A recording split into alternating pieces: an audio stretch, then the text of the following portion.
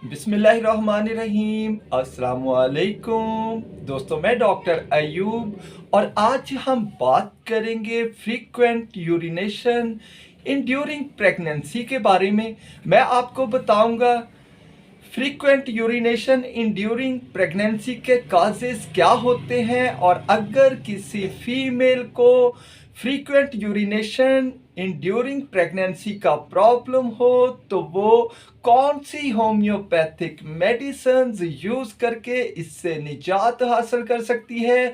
लेकिन ये सब जानने से पहले मेरी आप लोगों से रिक्वेस्ट है, अगर आप मेरे चैनल पर नए हैं तो मेरे चैनल को सब्सक्राइब कर लीजिए और साथ में लगे बेल आइकन को प्रेस कर लीजिए ताकि जब भी मैं कोई नई वीडियो अपलोड करूं तो आप उसको सबसे पहले देख सकें। तो चलिए अब हम बात कर लेते हैं frequent urination in during pregnancy के बारे में।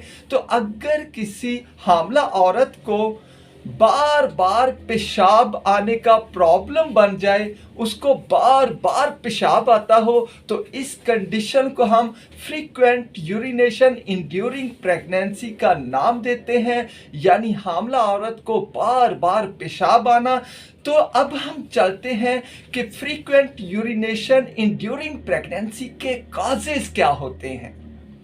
तो इसके बहुत से काजेस होते हैं, लेकिन इसका सबसे बड़ा काज जो होता है वो ये होता है कि प्रेगनेंसी की वजह से यूट्रस का साइज बढ़ जाता है और यूट्रस का दबाव पड़ता है यूरिनरी ब्लैडर पर यानी मसाना पर, जिसकी वजह से बार बार पेशाब की हाजत होने लगती है। अगर तो यही प्रॉब्लम हो तो इसके लिए कोई भी मेडिसिन ना भी यूज की जाए तो कोई प्रॉब्लम नहीं होता। लेकिन इसके अलावा भी कुछ काजेस हो सकते हैं। अगर पेशाब में एल्ब्यूमिन का इखराज होने लगे तो उसकी वजह से भी बार बार पेशाब की हाजत हो सकती है। और अगर पेशेंट को, अगर हामला औरत को डायबिटीज हो जाए तो उसकी वजह से भी frequent urination in during pregnancy का प्रॉब्लम हो सकता है। तो ये थे इसके कुछ काजेस। तो अब हम बात कर लेते हैं कि अगर किसी फीमेल को frequent urination in during pregnancy का प्रॉब्लम हो तो वो कौन सी होम्योपैथिक मेडिसिन यूज करके इससे निजात हासिल कर सकती है। तो इसकी सबसे पहली और बहुत ही इफेक्टिव मेडिसिन है एपिस मेलिफिका 30। अगर किसी हामला औरत को प्रेगनेंसी के दौरान बार बार पेशाब आने का प्रॉब्लम हो रहा हो तो उसके लिए एपिस मेलिफिका 30 बहुत ही इफेक्टिव मेडिसिन है। अगर उस औरत को यूरिनरी ट्रैक्ट इन्फेक्शन के प्रॉब्लम की वजह से बार बार पेशाब आने का प्रॉब्लम बन रहा हो तो एपिस मेलिफिका 30 बहुत ही इफेक्टिव मेडिसिन है। अगर उसके यूरिन में एल्ब्यूमिन का इखराज हो रहा हो तो एपिस मेलिफिका 30 बहुत ही इफेक्टिव मेडिसिन है। तो अब हम चलते हैं नेक्स्ट मेडिसिन की तरफ, तो वो है लाइकोपोडियम 200।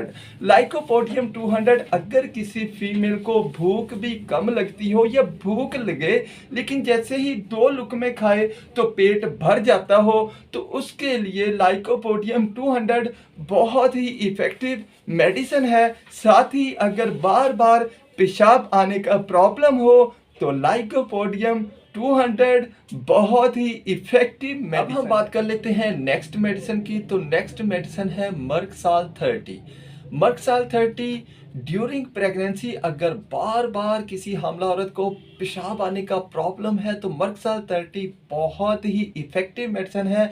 अगर आप यूरिन कंप्लीट का टेस्ट करवाते हैं और उसमें पस सेल्स, एपिथेलियल सेल्स और रेड ब्लड सेल्स का इखराज हो रहा हो तो मर्कसाल 30 बहुत ही इफेक्टिव मेडिसिन है।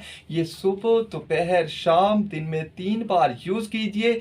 इसके साथ आपका ड्यूरिंग प्रेगनेंसी बार बार आने वाला पेशाब का प्रॉब्लम इंशाल्लाह बिल्कुल ठीक हो जाएगा।